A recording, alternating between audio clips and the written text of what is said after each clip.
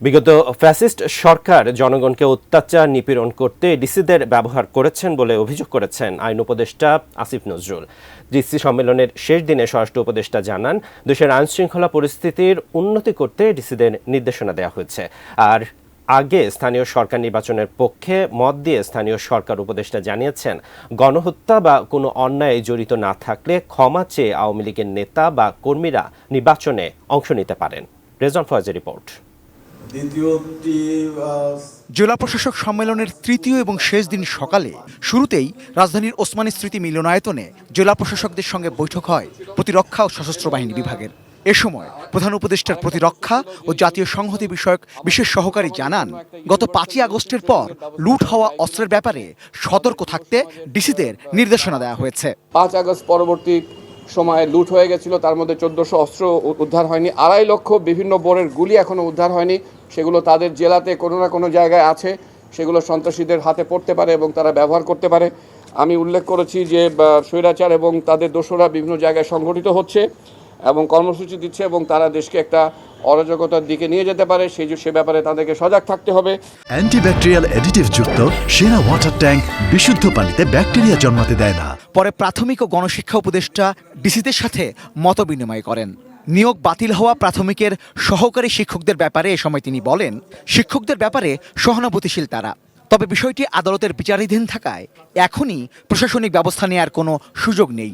হাইকোর্টের একটা রায় হয়েছে, যেটাতে ওনারা সন্তুষ্ট নন, ক্ষুব্ধ। আমরা আপিল করেছি এবং আমরা আপিলে লড়ছি। আমরা দেখব যে কোর্ট কি বলেন, কারণ যেহেতু এটা কোর্টে একটা বিচারাধীন বিষয়, সেই ক্ষেত্রে আমাদের প্রশাসনিকভাবে আলাদাভাবে কোনো উদ্যোগ নেওয়ার সুযোগ নেই। তারা যেটা চাচ্ছেন সেটার সঙ্গে এক ধরনের সহানুভূতি আমাদের রয়েছে। এরপর জেলা প্রশাসক সম্মেলনে অংশ নেয়ার পর স্বরাষ্ট্র উপদেষ্টা সাংবাদিকদের জানান, দুর্নীতি কমাতে ও আইন শৃঙ্খলা পরিস্থিতির উন্নতিতে ডিসিদের তৎপর হতে বলা হয়েছে। আইন শৃঙ্খলা পরিস্থিতি কীভাবে আরও উন্নতি করা যায় এইগুলির ব্যাপারে আলোচনা হয়েছে।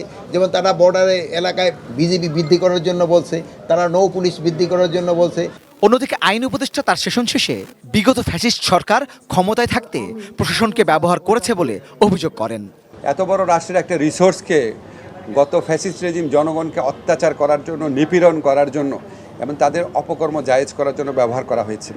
তো আমার ওনাদের সাথে ইন্টারাকশন এসে শুধু মনে হয় যে এটাকে আমরা যদি পজিটিভলি কাজে লাগাই, জনগণের সেবা করার জন্য, দেশের আইন শৃঙ্খলা পরিস্থিতি রক্ষা করার জন্য, ভূমি ব্যবস্থাপনার জন্য, স্বাস্থ্য শিক্ষা সেবা প্রদান করার জন্য ওই ক্যাপাবিলিটি ওনাদের আছে, কিন্তু ওই রাজনৈতিক দিক নির্দেশনাটা থাকে না। এ সময় স্থানীয় সরকার উপদেষ্টা আসিফ মাহমুদ জাতীয় নির্বাচনের আগে স্থানীয় সরকার নির্বাচন হওয়া উচিত মন্তব্য করলে তার কাছে জানতে চাওয়া হয়েছিল, এই নির্বাচনে কি আওয়ামী লীগের নেতাকর্মীরা অংশ নিতে পারবে?